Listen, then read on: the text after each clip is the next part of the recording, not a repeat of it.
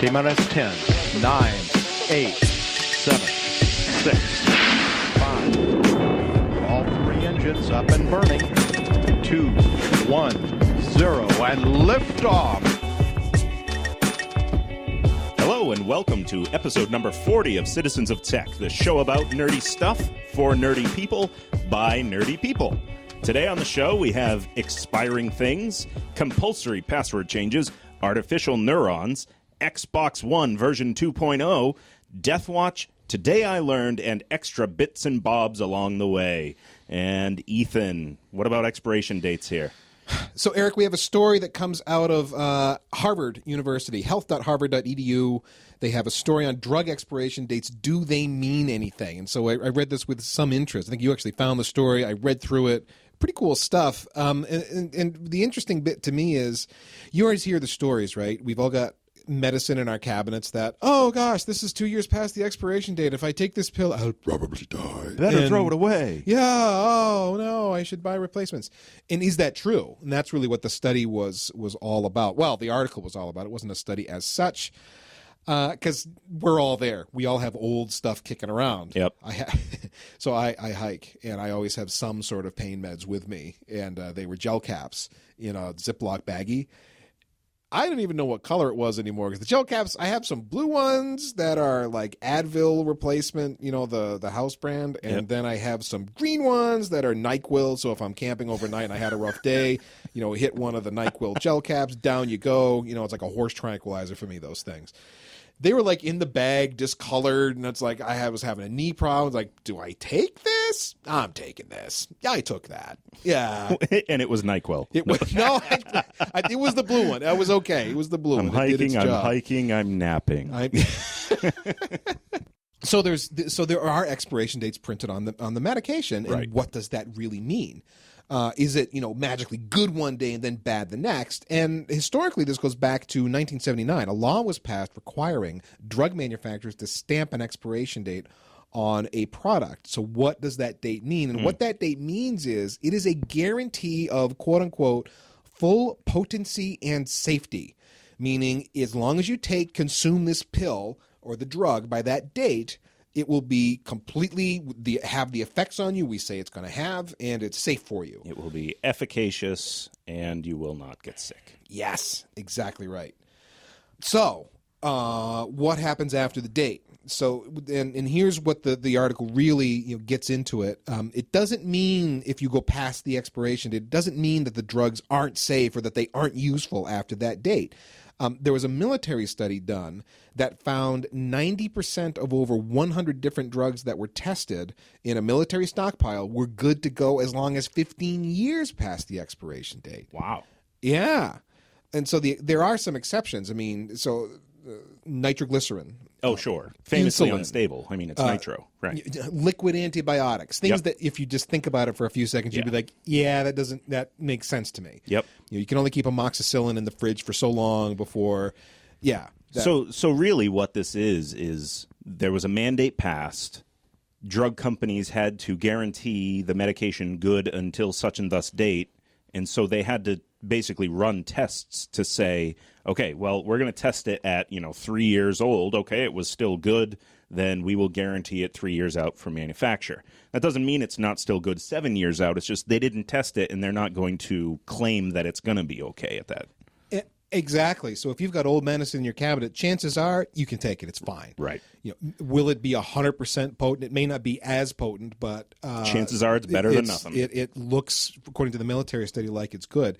Now, this whole thing brought up into my head, what about food expiration dates? Oh, right. Because we get food expiration dates on lots and lots of stuff. Right. Oh, this milk had the date on it of yesterday. Better pour it all out. Okay, milk may be one of those things, yeah, because you can do the sniff check on that. Dude, have you ever put milk that's a couple of days off the date and drank it? You will make that mistake one time. It's just off, yeah. Oh, it's not good at all. Yeah. You don't want your milk to go thunk when you pour it into your cereal. Right. Thunk. Oh.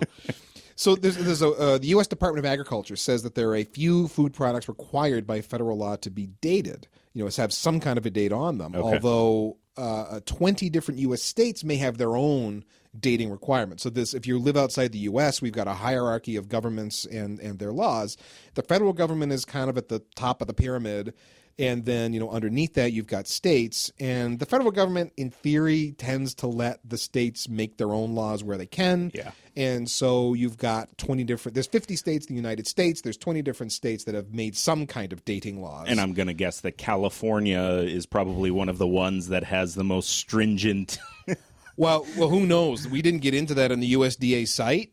They just kind of cited that there is no federal central guideline for dating food, and that depending on what state you're living in, you may see some dates. Gotcha. But what they did do is they highlighted 4 different kinds of dates that you may see stamped on food.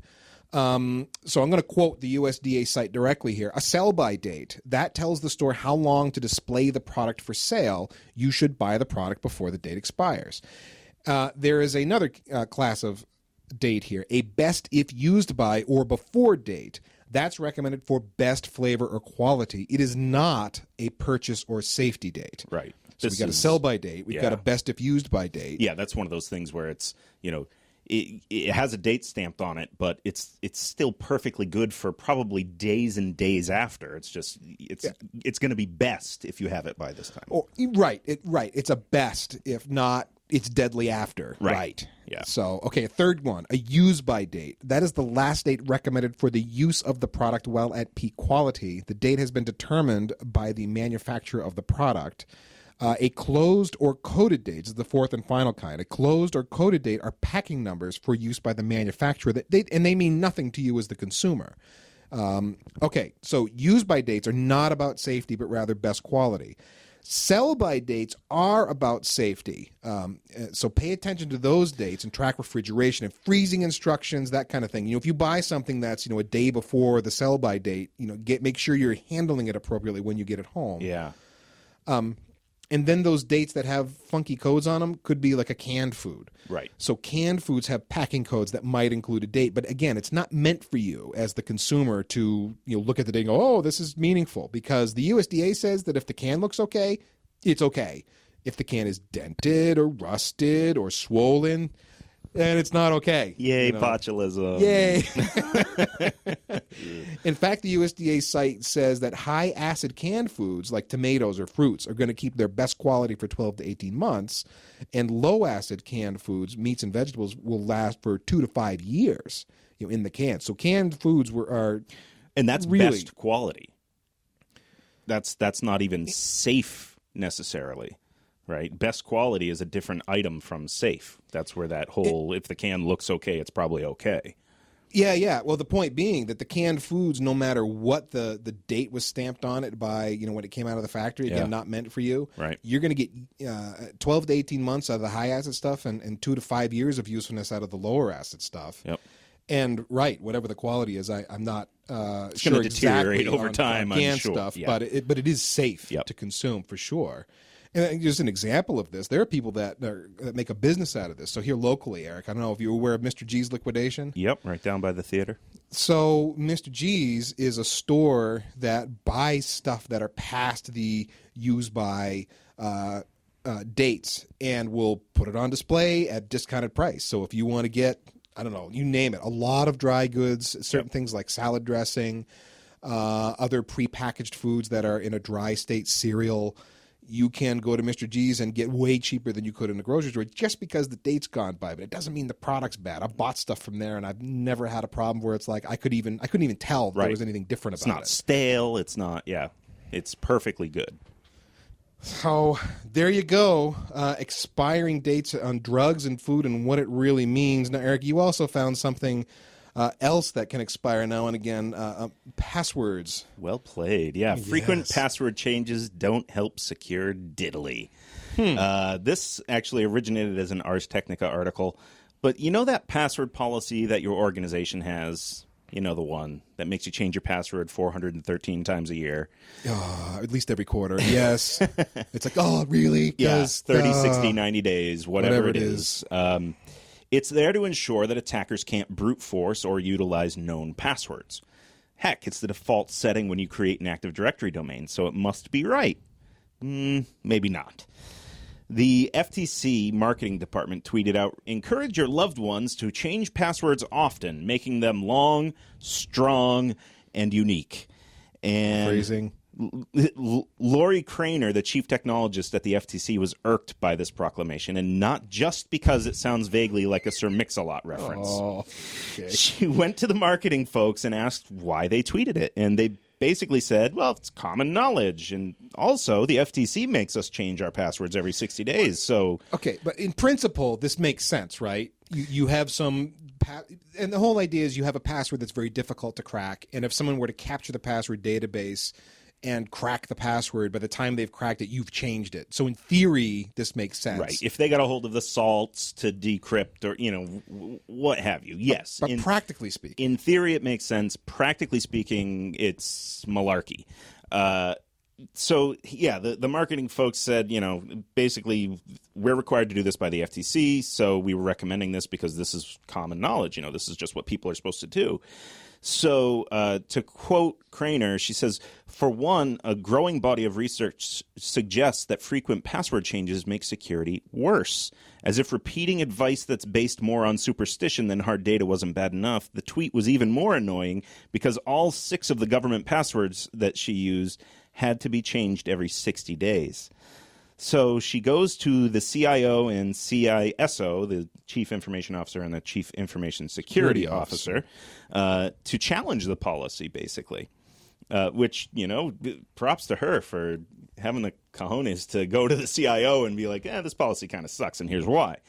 So she presented the view of, basically there's numerous security experts out there that have pointed out that, yes, in theory this works. In reality, it doesn't really work that well.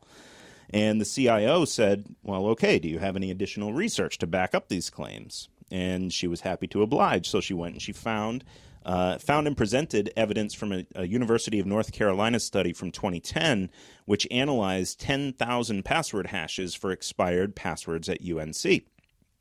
And their findings tell you what many of us probably already knew, right? When users are forced to change passwords as frequently as 90 days, 60 days, 30 days, they'll often subtly change an existing password through transformation. So the example that they gave was, someone has Tar Heels, number 1. Yeah. And then it gets augmented to Tar Heels with a capital A, 1, no number sign anymore. And then the next time it's Tar Heels 11, or even the super tricky capital T, Tar Heels number 111. The point here is that transformation is incredibly easy to crack with the right algorithms. Because the idea here is, there's some combination of letters and numbers here. Right. And so rather than having to use a massive alphabetic dictionary and ASCII character as your table set to try to do the brute force with, you go, okay, we cracked, this Tar Heels 1. That's not what it is anymore because they changed it. It's probably Tar Heels 1-1 or something. And you just go through those simple variations. Much smaller catalog to run through. So instead of having to go through millions of permutations or billions or trillions, it's hundreds or dozens, maybe thousands. Or thousands, yeah. Tops. Anywhere from, tens to 1,000 or whatever, yeah. So, yeah, they proved this by developing an algorithm to try to brute force these. And so, for example, if the lockout policy is 5 failed attempts before lockout, which is a common setting, they were able to get 17% of the passwords cracked in 5 attempts. Oh! 17%. You could brute force it in 4 tries or less, yes, basically. Yeah. And then with a greater attempt threshold and using higher power computing devices, they were able to crack 41% of the passwords in under 3 seconds. So this is the proof in the pudding, and I've said this before and had people look at me sideways, and I've said, frequent password changes are not inherently more secure. And I've had people with numerous, degrees and certificates and all that look at me kind of like, what, are you crazy? Because that's one of the foundational items. There's more evidence, though. Carleton University in Ottawa, Ontario, found that frequent changes did not hamper attackers much at all and just added more inconvenience to end users. And then other organizations such as the U.S. government's NIST and the UK's CSEG echo the same basic premise. It's at best ineffective, if not outright counterproductive. Just to throw a personal anecdote in here, I don't know if you ever run into the situation where you're working on someone's machine and they got their password on a sticky note taped to the monitor, onto the keyboard, underside, the underside of the keyboard. You know, because that's what people resort to. Is they can't remember these friggin' things. Right. You make them do some obscure, complex password. They got to reset 4 times before they finally get it in their head what it is. And the way they got it in their head was they write it down at their workstation. Right, and that's where two-factor is the real winner here. If you're talking security, two-factor is the way to go, right? Because you could use the same password all the time if you need to enter an RSA key or a text message. Something I know and something I am. Exactly. Yeah, I am a big fan of Touch ID Yep. On my phone as a part of that. Yep. Yeah. So anyway, she presented all of this to the CIO and CISO, and she achieved victory of 33%. She now doesn't have to change 2 of her 6 government-issued passwords. So they're still working on the rest, but they did. I mean, that's headway, I'd say. Yeah. It's, It's progress. Yeah, it's a dead horse for me. I've been beating that for years, but it is what it is. So what is this about computer brains and human brains and neurons? And so computers and transistors is something we've talked a lot about. Silicon and silicon manufacturing efforts on this show. It's pretty frequent and interesting news, especially now that we're challenged on the atomic level as we're getting down to etching very teeny tiny small things. So of course there's constant efforts out there to figure out how else can we do computing in the long run. Quantum computing's out there. That's a thing. How can we do this differently so that we don't have to continue down the same paths? Since we're running out of opportunities within silicon and so on to do what we do. Okay. All right. So modeling the human brain with a computerized, some kind of artificial brain is bleeding edge research.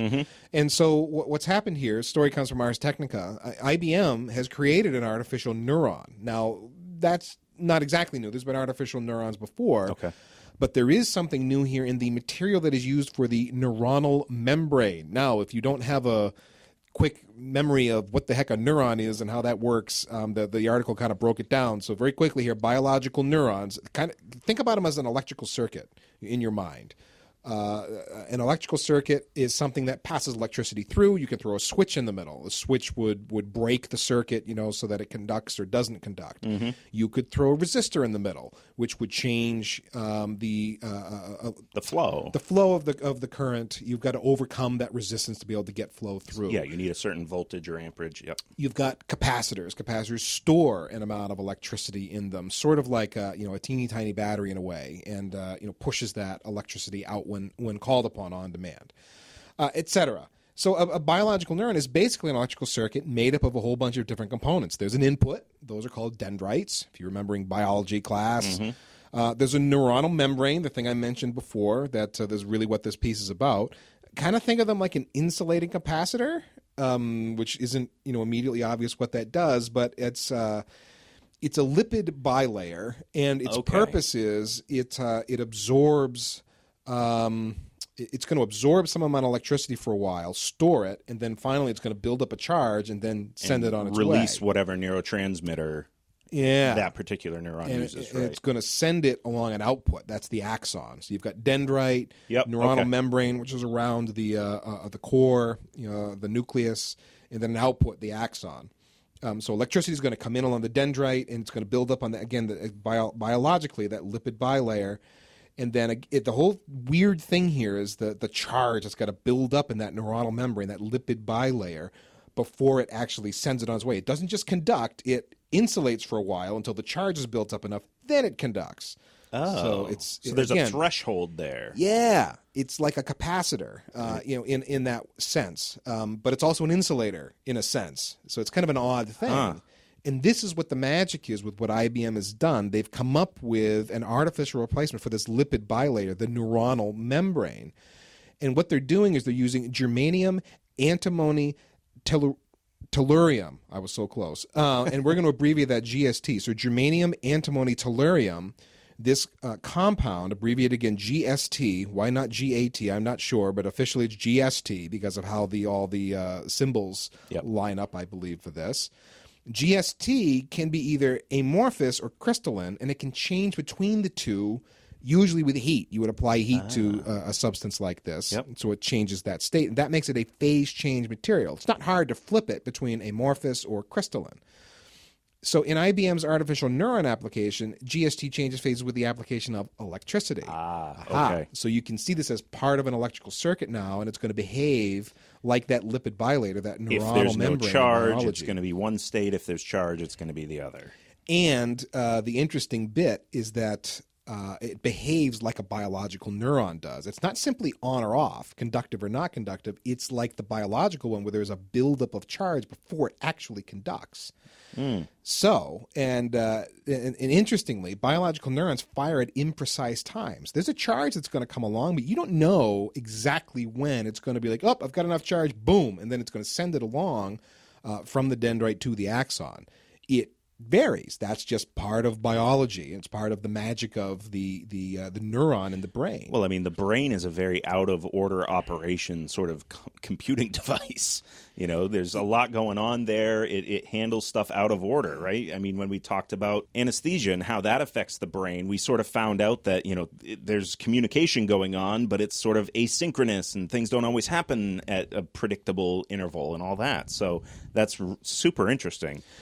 So with GST, you've got it can change phases with the application of electricity, and so when electricity is applied, it builds up a charge, finally sends electricity along its way, continuing to the circuit, and then the electricity is pulled away, it is reset, and it is the time between the buildup, sending the charge, and reset is somewhat random. We don't know exactly how long that's going to take.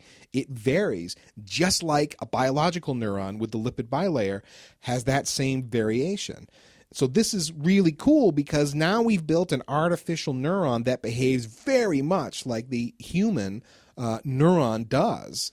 And this gives us the opportunity to begin modeling a computing device that works like the brain really does. Yeah, so it's almost like we don't have to do everything in software because the hardware is actually emulating similar wetware. Yes, although they've managed to achieve artificially what a biological neuron does, speaking of software, we don't actually have software that can take advantage of that at this point.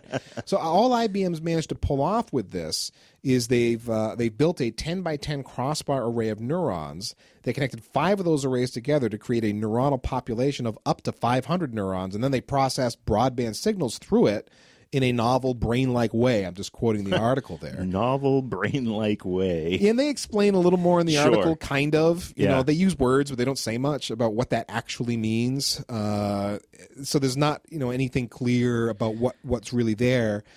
Again, the excitement is this discovery of using germanium, antimony, tellurium, GST, and be able to emulate use the phase change capability in a controlled way that you're making an artificial brain, man. That's what's happening. It's kind of like a one small step for man, one giant leap for mankind moment. It's a really big deal. Yeah. Because we may not have the software there yet to take advantage of this, and we certainly aren't going to have the neuron density.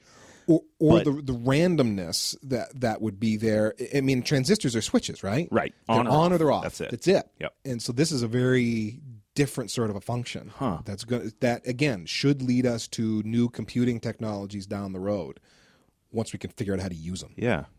Wow. So, dude, gaming. We haven't talked much about it on the show for a while. I just called you dude. Wow, that's embarrassing. Okay. Dude guy. Bro, man. Gaming, we haven't talked about it for a while, but Microsoft has announced a smaller Xbox One. Yep. So the Xbox One S, 4K to rule them all, and in the darkness bind them. So the Xbox One, or Xbone as it's abbreviated by the by the fans, is fabulously successful. Right? There's one in like a third of every home in America, or something including like that. mine, including yours. And my son plays Xbox One all the time. Not mine, but that's a topic for another time. So Microsoft has entered into and become one of the big boys of the console market. It was always Nintendo and Sega and Atari, right? Microsoft came in with the original Xbox and then the Xbox 360 and now the Xbox One. I still have an original Xbox. That's a fabulous modded system. Yep. It made a great media center. That's what I was running on it, XBMC. Yep. Oh, going back in time. Yeah. Anyway. So the original Xbox is the Xbox One and the new one is the Xbox One. But whatever. Neither the PS4 or the Xbox One, however, can do 4K resolution in games, which is honestly no surprise. Because that's an enormous amount of GPU and heat to be coping with. Right. At this point. Yeah. With that, with that said, neither with them neither able to do 4K resolutions, it's not surprising, but the Xbox One is not overly powerful even when compared to the PS4. It I kind of remember that from back when they came out, that the PS4 graphic engine was a real serious monster compared to the Xbox One. Yeah, the PS4 can do 1080, 60 frames a second in most games, and the Xbox One usually falls down to 30 frames a second if you're doing 1080. So whatever. They're doing HD. It's full HD. It's good enough. It is what it is. Actually, the fact that neither of them did 4K streaming video either, like Netflix and Hulu and all this, came to as news to me. I was not aware of this. So enter the refresh cycle for both of these systems. Every 2 years or so, the console manufacturers release updated versions of the consoles. Often they're smaller. They're using, they've been able to get the cost of production down, and there's usually a price cut. And the Xbox One S is the result of this refresh cycle. PS4 has one coming as well in the near future. The good news is the Xbox One S supports 4K. Yay! And it's 40% smaller than the original one. Yay! 4K streaming or games? 4K streaming. Oh. Not 4K games. Okay. So it's not that big of a refresh. No, so it's 40% smaller-ish. They moved the USB port to the front instead of the side. They moved the power and disk eject buttons to the front, which, makes sense. A few other minor changes. They moved the controller sync button. It ships with a nice-looking vertical stand if you're into that sort of thing, so you can stand it next to your TV if you don't have a shelf for it or whatever.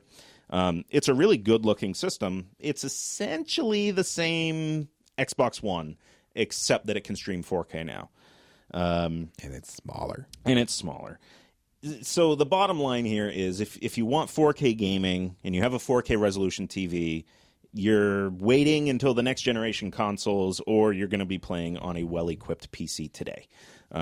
So it's a good-looking system. Actually, a buddy of mine was looking at it going, wow, that looks great, 4K.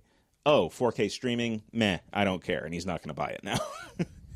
But it is what it is. This is the way that the refresh cycles go. They try to add some new feature to get people to buy the new model. And this is the one. I mean, 4K streaming is kind of a big deal if you have a 4K TV and broadband that'll actually let you stream 4K for any serious amount of time. Do we know about pricing yet? This one comes in a few models. I believe there's a $299 and a $399. That's not gospel, but I believe it's $299 and $399 for the $399 one. I believe is a 2 terabyte hard drive, and the $299 is 500 gigabyte, I believe. Okay. So which 500 gigabytes is not much now, because downloading games and saving them on the hard drive eats up gigabytes pretty quickly now. So. Xbox One S, all right.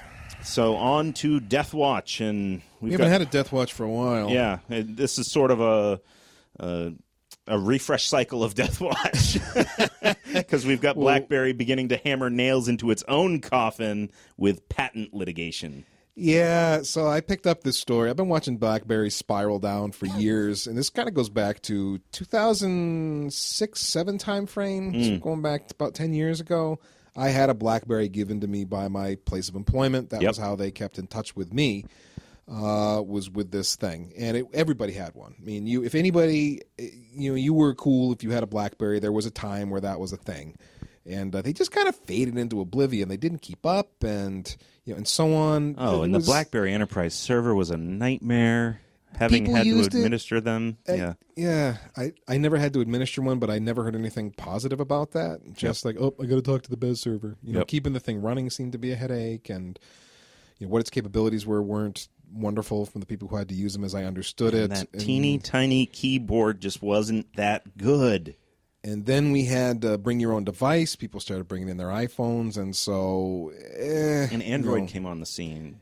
Everybody moved on from BlackBerry, except BlackBerry, and BlackBerry didn't move on at all. And on Deathwatch, back a bunch of episodes now, we talked about the Priv.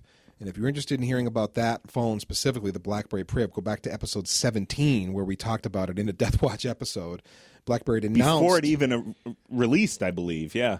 They were announcing it. We were talking about it, and we put it on Deathwatch immediately. It was an Android-based phone, not a BlackBerry OS phone.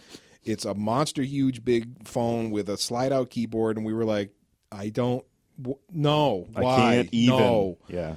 And that's most of the market said. And they needed to sell 10 million of them or something. And they sold 600,000 of them in Q1 pretty close. Of 2016. Pretty close. Yeah, well, they were hoping to sell 850,000 of them is what they told investors, and they only sold 600,000 of them. So they did badly with Priv as far as that went. And AT&T, if you read some of the rumor mill stuff, there's some unnamed people within AT&T going, yeah, and a lot of people that bought the Priv are taking them back. So it seems, grim there. So I don't know how much longer BlackBerry is going to be in the mobile handset business. Not long.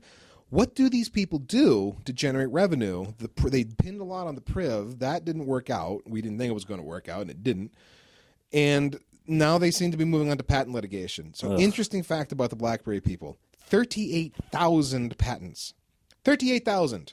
Wow. Yes. That is an incredible number of patents. That's a lot of patents. And so the idea here is, in May, I'm quoting the article here, BlackBerry CEO John Chen told investors on an earnings call that he was in patent licensing mode, eager to monetize his company's 38,000 patents. This guy's looking at potential targets and then setting them up in court and saying, okay, we have a patent on this technology that you guys use in your technology. In order for, because we have the patent, you owe us money, and then now they're going to negotiate a licensing deal. They've done that with some companies already. Cisco, for example, pays BlackBerry some undisclosed amount to license some of their patented technology. And in court right now in Texas, BlackBerry is suing Avaya. And the suit is for 8 specific patents. I didn't write them down because who cares? Right. But this is what the once mighty BlackBerry has come down to. They're generating money in court, and I'm sorry. Can they run simply on licenses and have enough of a cash stream to matter? I think that patent litigation revenue can't be enough. And I've said this a few times in the past. In hindsight, what they should have done is just licensed the BBM and the technology behind it to other companies up front. Don't try to steal revenue from them through patent litigation now. It seems like too little too late. Exactly. I think I agree with you. Too little too late. They've missed the market many times here. They've mistimed the market. Yep. They've not predicted the market correctly. I know some years ago there were reports of arrogance and just really obnoxious behavior on the part of the founders and the executive C-level people. That the gravy train was just going to continue forever, and it's another one of those. It's a lesson for everybody. It's technology moves fast. The market is fickle. You got to keep up with it and stay in front of it, or you're screwed. Right. It could be Apple in 10 years. Who knows? They're on the top of the world right now, but who knows? At one time, yeah. I mean, it sounds insane to say that Apple could fall like that, but at one time you would have said the same thing about BlackBerry. So exactly. It was hard to imagine BlackBerry being. I mean, they had great phones, and the only thing threatening them was the touch screen of the new iPhone, and they came out with the BlackBerry Storm, as I recall. What a terrible device. And it was a crappy phone. That was the beginning of the end. It really was. Yep. It wasn't good. I had that. I had the Storm and the Storm 2, and they were both terrible. All right, moving on to content I like. You found something called Breaking Smart? BreakingSmart.com. It is primarily a mailing list. A friend of mine forwarded me one of their newsletters. I read it. I was fascinated by it. And that's really the bulk of what BreakingSmart.com is. It is published once every few weeks or so. And I will describe it this way. Challenging thought exercises that see patterns in technology and then apply them to human behavior. So whether that's something going on in a specific technology or something that's going on in the technology business, in the industry. This guy reads what's going on in the tech world and then somehow applies it to humans, either how they consume or how they think or how they behave. And the idea is you can walk away with, a challenge to think about how you handle technology or how you handle your business or how you interact with other people. It's very thought-provoking. And the mailing list it's in the form of an article, but it's an article of bullet points. He numbers them from 1 to 38 or 40 or maybe 50 if he's feeling long-winded, wherever there's like a complete thought, it's a very tight paragraph, and he builds. The whole thing starts with a premise and then continues on and comes to some interesting deep thinking style conclusions. Some of them are a little obtuse, a little hard to kind of get your head around what he's talking about. But again, breakingsmart.com. It's some of the most unusual content I read. It's always thought-provoking. Sometimes I agree with it. Sometimes I'm like, I don't know quite how he got there, or it's just not applicable to me. Sure. But it's always interesting. Huh. So always interesting. Very cool. Did you learn anything today, Eric? I did learn something today. I learned that in 1967, the Monkees sold more albums than the Beatles and the Rolling Stones combined. I never would have expected that, because to me, the Beatles were in their heyday in 67 and the Rolling Stones too. Yeah. In 66, the Beatles said they were bigger than Jesus. Wow. And then the Monkees came out and blew them away. The Monkees sold more than the Beatles and the Rolling Stones combined. But that's astonishing. I mean, everything trailed off after 68 because no one really took them seriously. They thought they were, sort of a joke. A throwaway band, if you will, the Monkees. They had a TV show, right? Yeah. I kind of remember that from syndication. Show when I was a kid. Yeah. Hey, we're the Monkees. Yeah. People say we monkey around, and then they were like walking forwards. They'd roll the film backwards. They were walking backwards. All kind of and goofy, he does like the tumble backwards yeah. And I wonder if that factored into that whole thing, because they had a comedy, like a sitcom sort of thing. So I don't know why, but something popped up in my Spotify where the Monkees have a new album out now. Yeah, I had heard that. I haven't listened to it, but I heard that. I don't know if it's original band members or not or what, but it was definitely the same logo and and all of that. I tell you, they always had super tight harmonies, and I'm a sucker for tight harmonies. So that's what I learned today. Did you learn anything? So this goes back to the article on the IBM and the phase change neurons. A word was used in that article called stochastic, and I'm going to quote the article directly because they explain it. Stochastic refers to a system where there is an amount of randomness in the results. Biological neurons are stochastic due to the range of different noises, ionic, conductance, thermal, background, and that impacts in part remember that resistor capacitor function in the neuronal membrane, and how long it takes before that charge actually goes and things reset and it can fire again.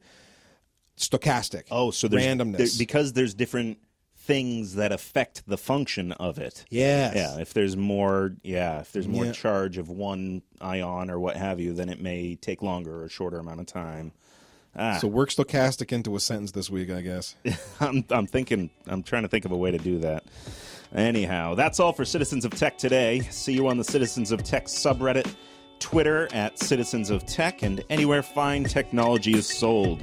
We very much want to see you again, so please remember not to cross the streams.